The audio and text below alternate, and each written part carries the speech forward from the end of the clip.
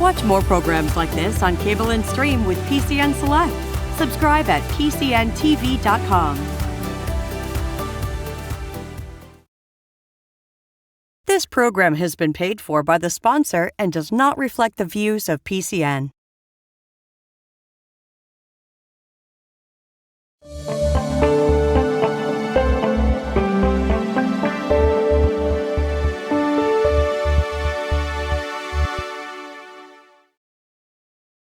Welcome to another edition of PHRC Speaks, Fair Housing in the 21st Century. I'm your host, Adrian Garcia, Director of Housing and Commercial Property Division for the Pennsylvania Human Relations Commission. Rhonda Mays is Director of Finance and a certified housing counselor for the Fair Housing Council of the Capital Region, Incorporated, and Jim Zimmerman is their HUD certified housing counselor. So I'll start with you, Rhonda. Tell me about your social justice journey in getting to this point. Well, I believe that my family background is steeped in community advocacy. My father was a police officer in Harrisburg and a police captain, the first captain in the city. And my aunt, Judith Hill, was the first Black female city council person. So I think that I grew up with a sense of community responsibility and being part of the service to the community. As I grew older, went to college in DC at Howard University. I studied my undergraduate work there. And that was political science and business administration. But from there, I went and worked for the federal government in NIH. And one of my interests there was being able to serve the community, working at the National Institutes of Health. And during the time when, AIDS became, a serious issue throughout the country and people were becoming more aware of the problem. And I was kind of like right in the middle of the research community that was studying and trying to not just find a cure, but to figure out what this was to begin with. So, later on, when I came back to Harrisburg, I decided to go to grad school, which is where a lot of my social justice, it came a little late. I was a public servant, but the servant leadership aspect of it really came to fruition with me when I entered graduate school and received my master's in urban studies, community development. And so I've been at the Fair Housing Council since about 2008. I joined the board and I studied under, one of the greats of our community, Melvin Johnson, and saw his work in action as a board member and his advocacy for the community to break down the barriers of discrimination based on all protected classes and even beyond that. So, and then later on, Mel asked me to join the council as an employee. So unfortunately, we all know that he passed away. And so we've been carrying on his legacy since 2020. It's a serious loss, not just to the community, but specifically to the council. But we was able to learn from one of the best in the civil rights community within the state. So I was very fortunate to have a lot of time with Mel, and Jim has had even more time, and I'm sure he'll be able to tell you a mouthful about his experience with the council in the social justice area. Yes, I started with the Fair Housing Council in 1989. And before that, I think as an adult, I've always had a commitment to social justice. I'm not sure exactly where that came from, but I consider myself an anti-war veteran. I served in the military during the Vietnam War, and I later joined an organization called Vietnam Veterans Against the War. And in the process of all that, I think most of my life I've tried to work against racism, sexism, and militarism. And I've taken on jobs that advance those that advance me towards those goals. My first contact with the Fair Housing Council was I was an editor of a weekly newspaper in Harrisburg called the Harrisburg Independent Press, HIP for short. Mm-hmm. Although many considered that an underground newspaper, I considered it a community newspaper. And we had a run of about 10 years. And we covered a lot of the issues that are still prevalent today: housing, criminal justice, education, discrimination, all the issues. We covered those in our newspaper. And my first contact with the Fair Housing Council was to interview Mel Johnson for an article I wrote in the newspaper in 1974 when he started the Fair Housing Council. So I wrote about what the mission of the Fair Housing Council was, and I interviewed Mel and asked him some questions about the Fair Housing Council.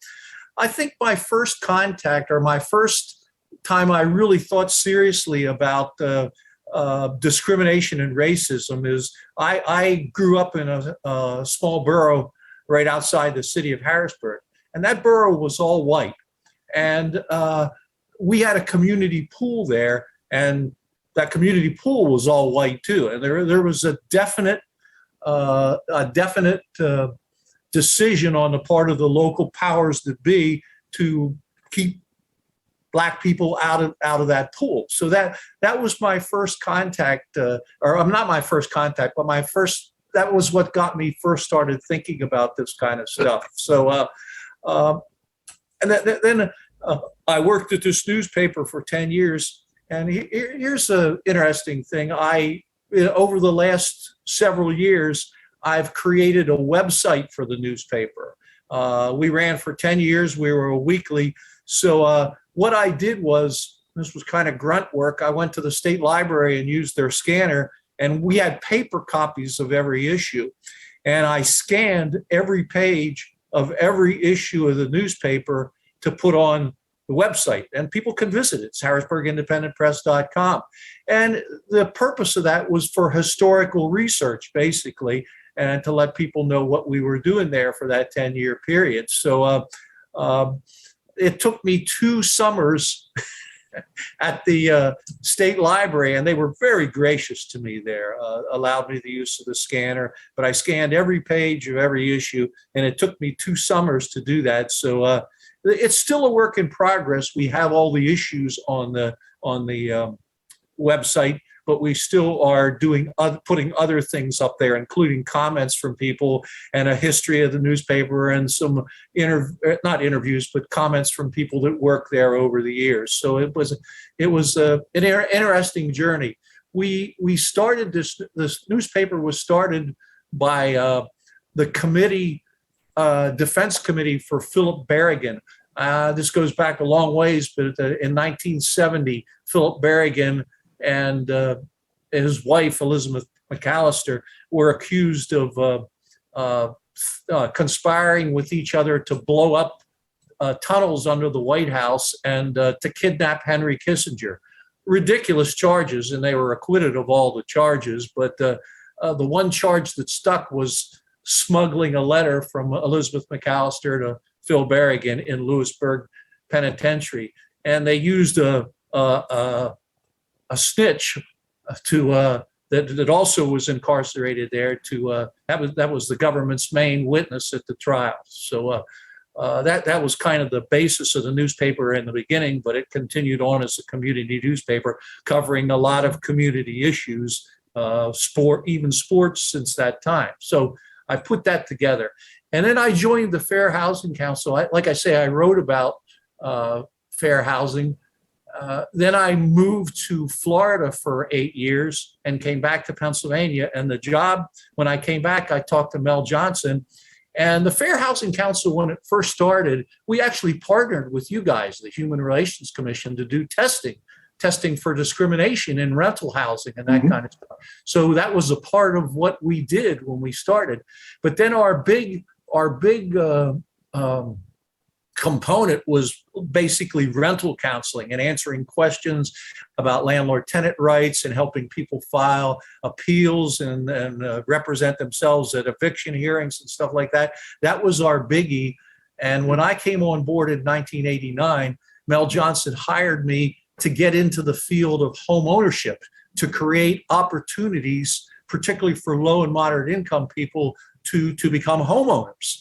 And one of the two things that I did to start out with in 1989 is we had relationships with local banks, and we partnered with Harris Savings Bank to establish a no down payment program. And we were a part of that. We interviewed people to be selected for that program, and then we referred them to Harris Savings for mortgage financing.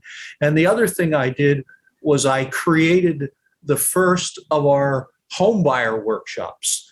And we still do those today. It's an 8-hour class that goes through all the ins and outs of buying your first home. And I taught that class for many, many years. And it's a really good class. And the goal behind that class is to help people when they go through the home buying process, to help them make the best decisions for themselves and to know what exactly to expect. And we work with people one-on-one to help them through the home buying process too, in addition to doing the home buyer workshop. But I did the very first one in 1990, and we did it at a local church organization called the Neighborhood Center up at 3rd and Verbeck Streets. And it was no registration. We just put out the word and put flyers in the community to come to this workshop. We had 4 guest speakers, a realtor, a lender, a home inspector. And we set up the room, I think, for about 35 people, and over 100 people showed up at the workshop. So that's amazing. That told us that there was a need for this kind of service in the community. So it has since then expanded into the 8-hour workshop that we do today. And one of the nice side benefits of the workshop, the certificate from the class entitles people to apply for $3,000 worth of closing cost assistance. And they can either go to Cumberland County or Dauphin County to do that. So that's my role, was home ownership, and I also did landlord-tenant counseling since the time I've been there. I've since come down from about 60 hours a week to 1 day a week now. I'm a senior citizen, and I still come in, and the 1 day a week I focus on home ownership and interviewing people to help them get to the point where they can walk to the lender and get a mortgage, get a mortgage. So we're a member of the credit bureau. I've read literally thousands of credit reports over the years, and I think I've become pretty adept at giving people advice on how to improve their credit so that they can qualify for a mortgage. So that's where I am right now. I'll probably do that till I'm no longer able physically to do that again. Sure. But, that's where I am right now. So do you do any of the loans, like first $3,000 for the down payment, or is that through a bank? Well, the workshop, the certificate, entitles people to go to the county. It's a county program. Sure. So the workshop certificate entitles people to go to the county to apply for the financing. Now, 2 things have to be in place before you apply to the county. You have to have signed an agreement to buy a house, and you have to have been approved by a lender for a mortgage. So the lender kind of does the paperwork on it, but they have to, the consumer has to go to the county to apply for the money. So our role after the workshop, a lot of people contact me for individual one-on-one credit counseling. Sure. And my job, at least as I see it, is to help those people get to the point where they can get approved for a loan and apply for the county money if they need it. If they don't need it, that's fine. But if they need it, it's there. So, some people need to save more money for down payment and closing costs. Some people need to reduce debt. Some people need to increase their income. Some people need to repair glitches in their credit history. And those are the kind of things that I help people work on, again, to get them to the point where they can walk into any lender and get a mortgage loan. Are you doing the desktop underwriting or any underwriting in the preparation of the individuals that want to go to that next step, or is that strictly the bank handles all the qualification and underwriting? Yeah, the lender handles the underwriting end of it, and okay.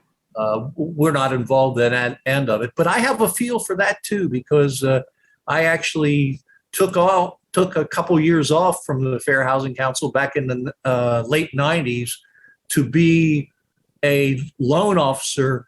PNC Bank I worked for, and they created a program for first-time home buyers, and I ran that program for them for PNC. So I'm familiar with the lending side of it too, and the underwriting side of it. So the reason I bring that up is because many times traditional banking, traditional lending is wholly dependent on that desktop underwriting. It's an automated system of just, it is what it is. Whereas in these first-time home buyer situations, you're looking at the individual and you're looking at mitigating documents. How beneficial do you think that is to the community that there's that difference? You're right. It has become more computerized. When I first started at the Fair Housing Council back in 1989 and was working with Harris Savings, there were no such things as credit scores. Now credit scores are the big deal. You got to get 620 or above to get a mortgage loan, And I find there's some lenders that are willing to work with people, if they come in and sit down with somebody that wants pre-approved, and the lenders are willing to give them some guidance on how to get to the point where they can get pre-approved. But other lenders, not so much. Sure. We actually took M&T Bank. We filed a CRA lawsuit against them back maybe 20 years ago, and they came around to be a partner of ours. We do partner with a number of different banks in the area, so we kept a careful eye on that, and in order to not have these lenders do what's called redlining, which I'm sure you know what that Correct. means. We're a circle around a certain area. We don't lend mortgages in this area. So we took M&T to task for that because we felt they weren't living up to their obligations under the Community Reinvestment Act, and we won that. So So I want to ask you, Rhonda, what do you believe are some of the important elements to ensuring that we affirmatively furthering fair housing, that we are indeed coming through on the promise of the Fair Housing Act? Just the education, and the outreach, and to make it known to members of the community, even, particularly protected classes, that home ownership is within reach, and also in the rental community that they have the the wherewithal to receive affordable, secure, dignified housing, no matter their income. So we try to make sure that people in the community are aware of that. One of the things I think that is of concern to many within a lot of communities, in particular, particularly communities of color, is what they call gentrification. And once a community starts, a city starts to build up its financial capacity, people of higher income start moving in. Right now, we're seeing people moving into cities. Walkable communities are important to them. They can go to shops and recreational facilities and go to work within a community where they live. That starts to price out some of the long-term older or families with lesser incomes out of those communities once they start becoming attractive to higher income individuals and families. So the Fair Housing Council right now is looking at strategies to make sure that those long-term residents that may not be of the higher incomes are not priced out of their neighborhoods.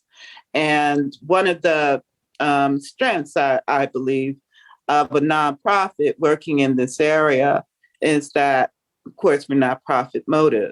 We don't have that profit motive. Mm-hmm. We're not trying to get the highest price for housing that the market will bear. And also, if there are individuals and families that do have some challenges financially or with their credit, we're here to work with them. And also with the banks, as Jim had, spoken about, and landlords to try and come to agreements and resolutions and mediations that will help people to stay in place within their homes. Mm-hmm. And to be able to, if they're a homeowner, be able to keep that property and build up equity and generational wealth. So that's one of the important aspects of the work of the Fair Housing Council, is that on the ground, family by family, household by household, capacity building within our communities. Excellent. Jim, let me ask you this, because I have a little bit of time. Believe it or not, time flies when we're having fun. But I want to ask, what do you think, when we've been talking about affirmatively furthering for housing, we've talking about home ownership, first-time home buyer, how do you think COVID-19, the pandemic, or what do you think the lessons that have been taught to us as a community through this pandemic? I mean, obviously, we have seen that collaboration for eviction prevention and rental assistance has a place in our society. Is this a lesson that we've learned as we move forward to kind of continue to work together between the various disciplines to be able to have people not only have access to homes, but also be able to maintain their home? Well, first of all, I think the most successful programs in the country in terms of nonprofits like ours are those that they join with other organizations like landlord organizations, tenant organizations, government organizations, maybe other nonprofits, where they band together. Those seem to be the most successful programs. You need to, as far as rental is concerned, you need to involve landlords, mm-hmm. You gotta, all these programs that have come up during the pandemic, I think they're good programs. And, I attend webinars where we get best practices, and there's a lot of teams that get together and are able to cut down on the number of evictions, that sort of thing. But the bottom line with this kind of thing is we live in a capitalistic society, and I don't think anyone can argue that property rights and landlord rights take precedence over the right for everybody to have fair, affordable housing. I don't think you could deny that, mm-hmm. And I've seen many, many instances of that over the years. Just to throw out one example, I had someone contact me with a landlord-tenant issue, and they had a year-long lease, and they asked the landlord to do repairs over this year, and the landlord felt that they were asking too many times for repairs. So at the end of the year, the landlord gave him a 30-day notice and said, get out. Mm-hmm. And that tenant has no recourse. That contract is up. The lease is over. whether they want to continue to live there or not, if the landlord wants them out of there, that's one of the reasons for evictions in Pennsylvania. The end of your lease, the contract is over. There's also breach of lease and non-payment of rent. But, just stuff like that. I mean, the rent was paid faithfully, but the landlord felt that this tenant was asking for repairs too often and wasn't willing to renew the lease with them. So yeah. So there's movement. If we were in a perfect world, and we could have maybe a landlord-tenant act that post-dated the Civil Rights Act versus predated the Civil Rights Act, that might be a step in the right direction, I would think. But yeah, no, I certainly empathize what you're saying. I'd like to make two more points too. Sure. After the fair housing laws were passed in the 1960s, I guess you saw what's called a white flight to the suburbs. And these suburbs created zoning laws that really barred minorities from moving there also, and I see around the country now, we have more and more communities adopting inclusionary zoning, which I think is a really good thing that needs to be done all over the country. So I think that's important. And now I forgot my second point. I would like to interject a quick point then. The Fair Housing Council is neutral when it comes to landlord and tenant issues. We advise landlords, if you call in and you're a landlord, we advise them, just as much as tenants. Now, I can say during COVID, where, a lot of attention was brought on the eviction or, the potential to have a serious wave of evictions, there were a lot of, there were very successful programs through the county, in each county. And the Fair Housing Council partnered with Dauphin County with their emergency rental assistance program, which I think did very, very well to prevent many, many evictions. But we also saw a lot of landlords that were suffering. And one of the things that we need to realize is that the majority of landlords here are very small. They don't own, these large complexes. They own a couple of houses or a few units. They're, 5 or less or 10 or less units. And they pay their bills with several of the units. They might have 1 or 2 where, they're able to maybe save some money or put a child through college or something like that. Sure. So they're small business owners. So the impact of COVID really laid bare the tenuous financial situation for both the owners and the tenants. And I think that was gathering that data and analyzing it and coming to that realization was very, very good information for us all within the housing community. Absolutely. I want to thank you, Rhonda and Jim, for being part of the program today. Thank you for taking time from your very busy schedule to join me today on PHRC Speaks. And for my audience, if you desire more information or if you believe that you've been a victim of discrimination in a housing transaction, you can visit us online at www.phrc.pa.gov, or you can call us at 717-787-9780. We're also pretty easy to find online on Facebook at PA Human Relations or at Twitter at PA_HumRelCom. That's going to do it for this edition of the PHRC Speaks. Until next time, take care, be good, and be fair to each other. This program has been paid for by the sponsor and does not reflect the views of PCN. To get your program on PCN Fusion and for more information, contact info@pcntv.com.